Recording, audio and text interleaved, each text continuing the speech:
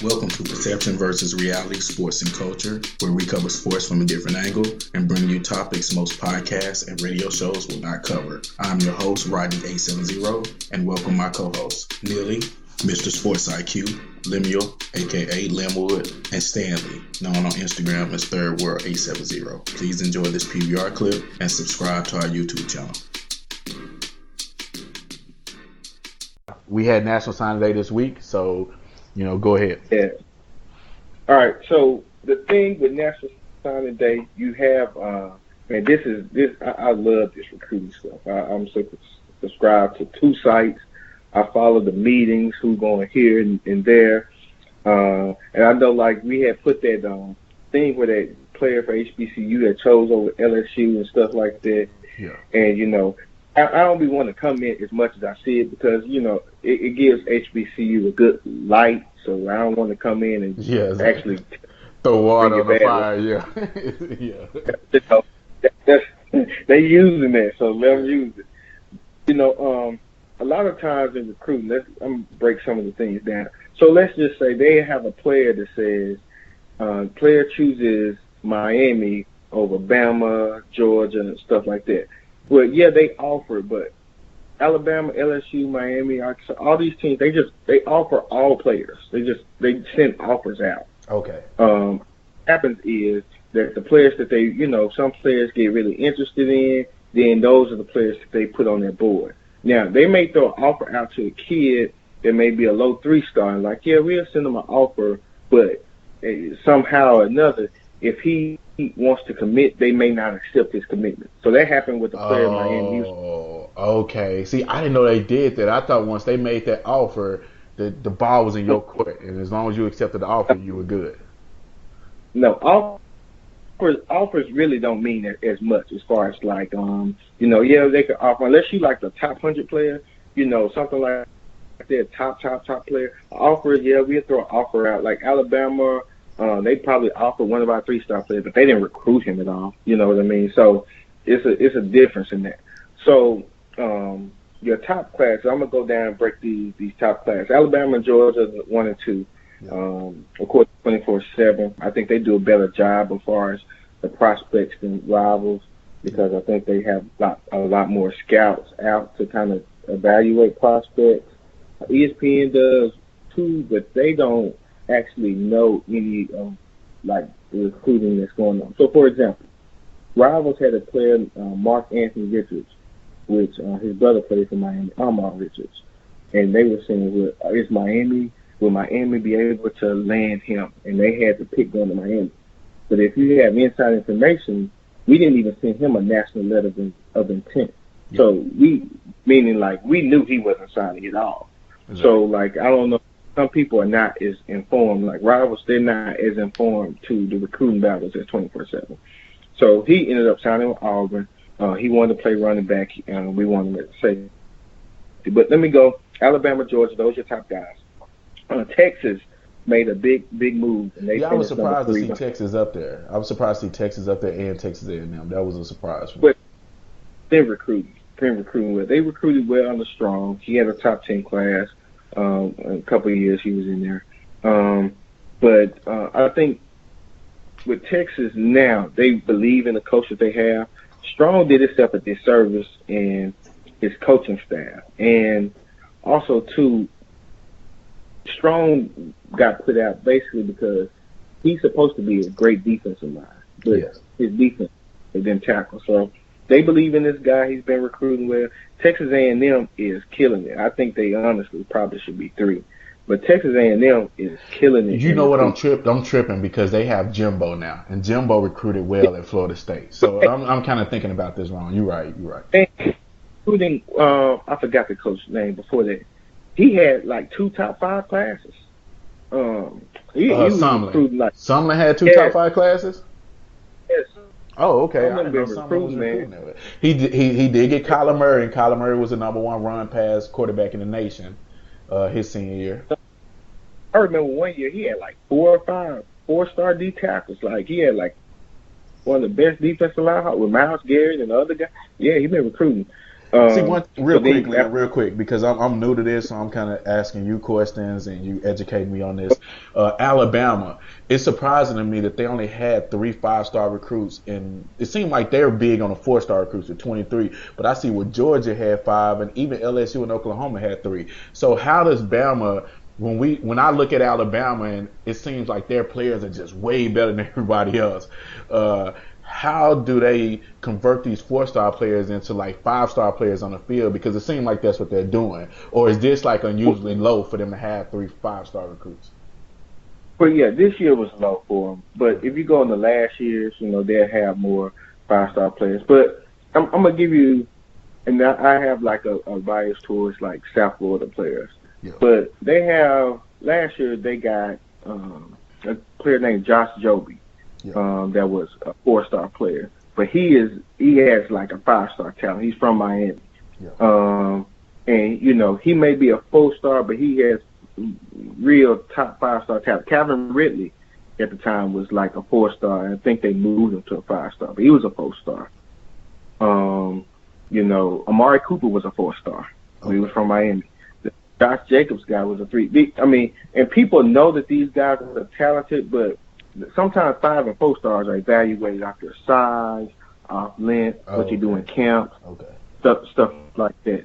So, but to be honest, now they got Alabama 1, but if you go to other sites, more sites have Georgia 1, Alabama 2.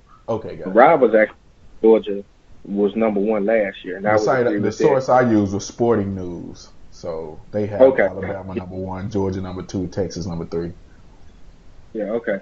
Well, I would say Georgia had a pretty good class. But if you look at Alabama class, this class was more on offensive line and not as much skill. Last year they had a bunch of skill, like stuff like that.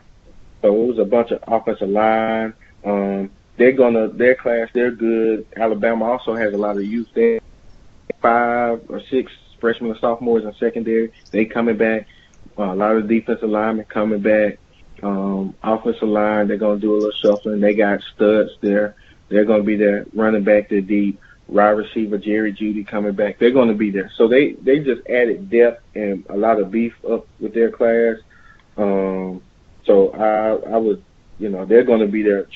Georgia, you're looking at Georgia. Georgia's trying to make a move. But, we had a debate about Justin Fields. Yes. Georgia, I think what Georgia is missing, and Fields wasn't like a proficient passer for what they were using him. What Georgia is missing to beat Bama is a guy that's going to beat them with the legs. Now Clemson has big time players. That's what's crazy. Fields is like a big power runner, kind of like Cam Newton. Yeah, but he's short. I'm thinking more of a shifty runner. Okay. But that's where they. Unless you got some guys on that side. Kyler Murray, Johnny Manziel type. Yeah, yes, that type of guy. But, but Georgia had a phenomenal class. They got a corner out of Miami, Tyreek Stevenson. Yeah. He's like 2 players away from a 5-star. He is a dog. Miami lost out on him. What was his 5-star corner? You said he's a 5-star? The cornerback from Miami? 37. Yeah. They got another cornerback, Tyson Campbell. He was a 5-star. So Georgia has been loading up. They got a 5-star offensive lineman from Alabama. Alabama does not recruit Alabama, by the way. So that's kind of crazy. But Georgia's loaded up. And then Texas A&M is right there.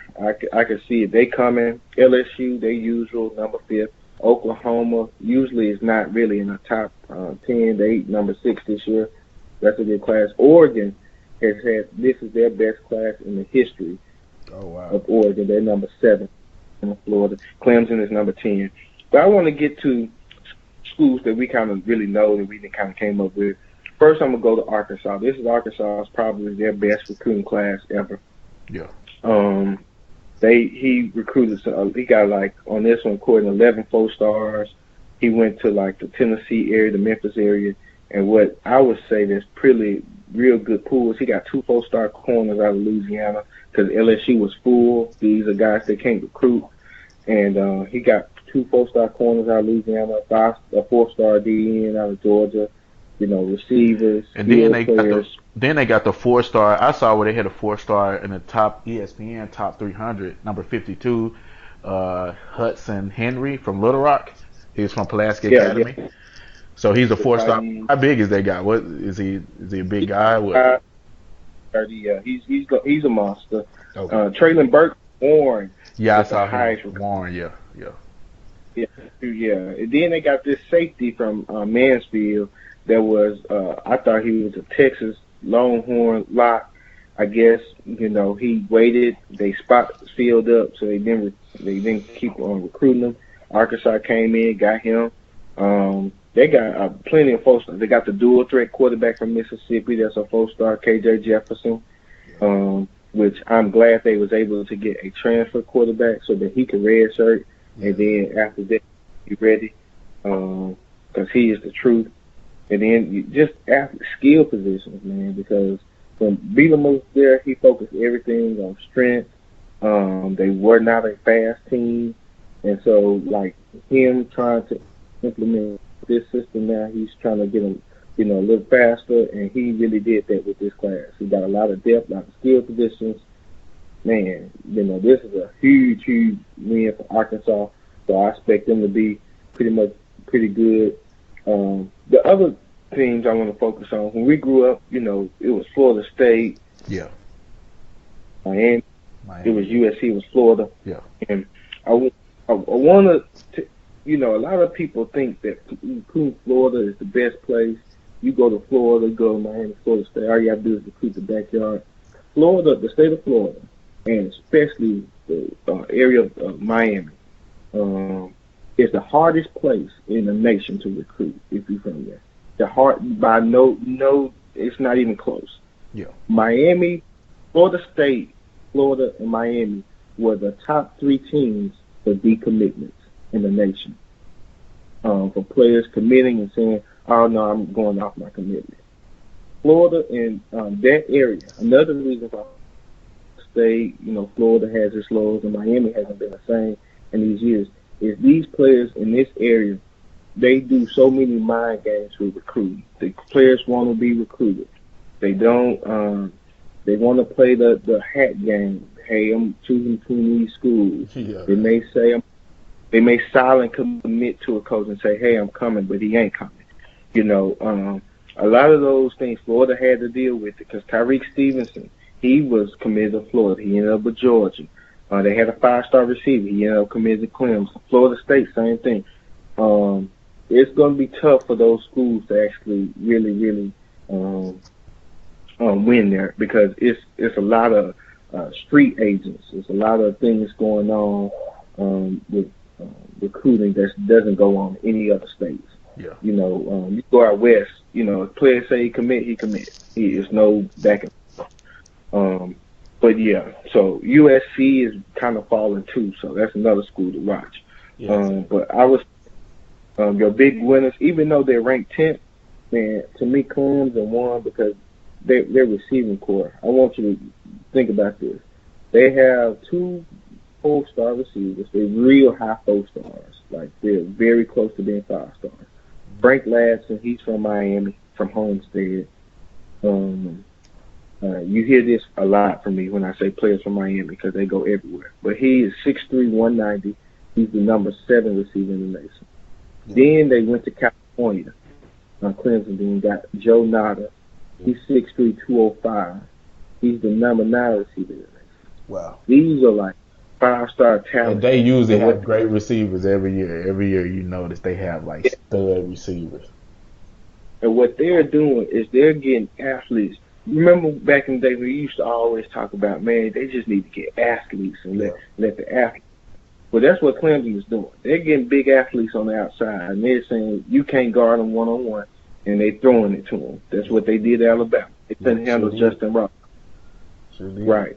So imagine that guy that beat Alabama was a freshman. They're adding 2 more freshmen with size. Yeah. And athleticism and speed. So Clemson class, even though it's ranked 10th to me. Yeah, that's crazy. Is who I was surprised to see in there also was Ohio State. I'm surprised that they were in the top 10. Well, Urban Meyer is gone. They went to 14. Urban 14. Meyer is gone. They got 3 5-stars. Ohio State has good players already. They have some real good players on that young team already. But, I mean, expect some changes because one thing I think this guy's making a mistake on is he's saying that he wants more of a, even though he got Justin Fields, he wants a pass-first guy a lot more so than what Urban Meyer is used to. Yeah. So you're going to see a lot of quarterbacks that he go after Fields. It's going to be like pocket quarterbacks. Yeah.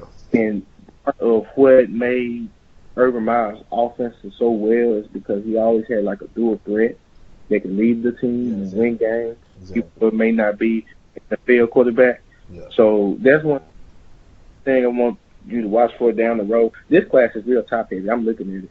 Ohio State, they had a couple players as far as like the 5-stars, but there's not a lot of depth to it. Yeah. And this is a sign to me. This is going to show the next class. We'll see how well he recruits because he's going to have to come back on the next class and supplant whatever misses he had on this class because, you know, the depth is going to be gone because those players are going to go to the league. So that's something to watch there. That's a good question because Ohio State usually is your top 5 as far as like recruiting year in, year out, and they not there. Michigan actually was number 8. Yeah. So that's going to be on that. Penn State is somebody I watched because they also have an African-American coach in James Franklin, and he's been recruiting well, and they have a pretty good class as well. They got this running back Noah Payne that's pretty good, and he's real good. They got a wide receiver also, too, from Miami that was pretty good, John Dunmore. And they got a dual-threat quarterback that's 6'3", on 192 that he signed, which I think I really feel bad for him because I think Josh Fields, when he was being recruited, he was Penn State commit. He was all Penn State, and I think he was perfect for that guy's system. He was a perfect fit. And Georgia came and sold him this.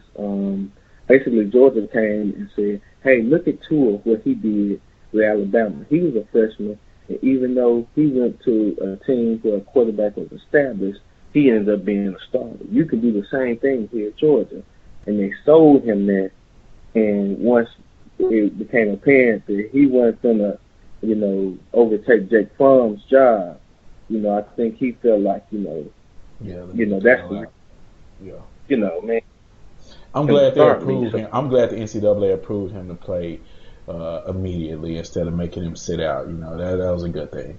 That's a good thing they're doing now. They're not doing a lot of good things for these, you know, players, but that's one thing. They're allowing these players to transfer and then play immediately, just like these coaches could switch jobs. So I think the NCAA did get that right. Most definitely. So, man, all in all, you have your usual big guys, but, you know, I mean, people are ready to recruit next year.